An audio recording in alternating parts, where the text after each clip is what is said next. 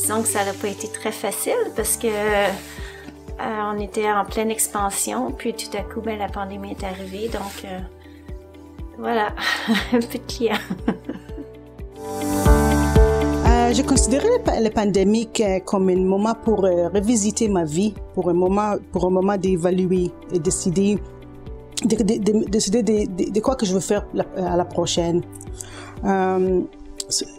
C'était un voyage pas facile, une décision pas facile, alors mais j'ai décidé c'est vraiment l'étape pour moi. Puis j'ai décidé d'être consultant des entreprises. Puis c'est ça que je fais maintenant. En fait, en tant qu'entrepreneur, disons que la pandémie au départ, ça a été difficile parce que, j'étais déjà entrepreneur comme travailleur autonome, toujours avec mon emploi de jour, mais faisant ça à mi-temps, à temps perdu. Puis j'étais en train comme de développer pour m'incorporer. Fait que bien entendu, quand tu veux t'incorporer, parler à des individus, tout le monde est un peu en panique, il y a moins de ressources humaines. C'est beaucoup plus long. Tout a pris beaucoup plus de temps, c'était plus complexe. Puis en même temps, j'avais des clients qui en tant qu'artiste, parce que moi, j'aide les artistes et les organisations culturelles à se développer au point de vue tant stratégique que créatif. Moi, mes clients ne pouvaient plus travailler non plus. Donc, c'est sûr que j'ai, essuyé des pertes. Cependant, ça a aussi énormément permis de se recentrer puis trouver des manières créatives de créer et de produire, en fait, puis de développer différents services de d'autres façons. Donc, finalement, ça a été un peu comme un défi qui a amené une nouvelle vision liée aux nouvelles réalités liées à la distance, mais donc les joies des médias, les joies du multimédia et l'Internet, quoi. Nous, on a bien vécu la pandémie assez étrangement. Je pense personnellement qu'on a été un peu moins impactés que les autres régions. Donc, on a eu des bonnes années côté vente. Puis, j'ai acheté une deuxième entreprise, donc ça a vraiment bien été. La pandémie, je pense que je l'ai ressentie surtout au niveau du Farmers Market ici, au marché des fermiers, parce que chaque été, je participe au marché des fermiers qui se déroule à Yellowknife.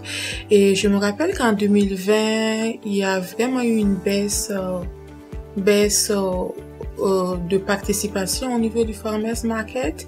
Et puis, on avait changé aussi un peu les règles. Il fallait faire des plats surtout à emporter, donc par rapport à l'année d'avant, en 2019, où je faisais des plats chauds. Avec la pandémie, j'ai essayé d'offrir plus des plats prêts, empaquetés, prêts à partir, et puis des plats congelés. Mais au niveau de l'affluence au marché, il y a eu une baisse en 2020 par rapport à en 2019. Je pense comme tous les autres entrepreneurs dans tout le pays, c'était difficile parce qu'on ne savait jamais qu'est-ce que le lendemain apportera. C'était tout le temps des surprises, c'était tout le temps de quoi qu'on ne savait pas si tout allait bien demain ou tout allait mal demain. Mais en général, ça a bien été. Je suis une hygiéniste dentaire et puis mon travail là a arrêté pour 3 mois et puis en même temps, la cidrerie a devenu un produit essentiel. Mon cidre était quelque chose que je pouvais aller faire des livraisons à la maison du monde qui le demandait. Donc, si on peut se faire flexible, l'entrepreneur est capable de continuer. Je me suis lancée à mon compte dès le début de la pandémie, ce qui a vraiment été déstabilisant au début.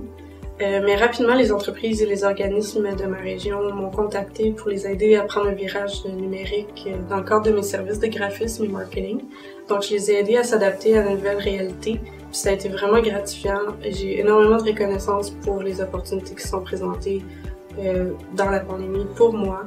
parce que je sais que ça a été très difficile pour énormément d'entrepreneurs et d'entreprises et dans l'industrie et d'autres familles. Puis ça m'a fait réaliser l'importance d'appuyer les entrepreneurs et les entreprises locales pour les aider à continuer à travers les épreuves. Un élément difficile de la pandémie a été l'isolement. La première année a été très difficile à cause de la pandémie. La majorité de mes clients ont commencé le télétravail. Alors j'ai tourné mon attention de la fabrication des blazers, des robes, à des pantalons sportifs comme des joggers et des chandails. En 2020, pour marquer ma 20e année en affaires, je voulais faire un défilé de mode philanthropique, mais nous étions en pleine pandémie. Il a fallu que je sois créative. J'ai changé ma campagne de charité à un événement en ligne. J'ai recueilli des fonds pour la santé mentale pour les enfants à Regina. J'ai conçu et vendu des chandails avec un design d'un cœur sur le devant. Au cours des 2 premières années de la campagne, j'ai recueilli presque 6 000 $. Je suis en train de planifier la 3e année de ma campagne de charité et j'espère d'être en mesure de faire un autre don généreux pour la charité des santé mentale pour les enfants.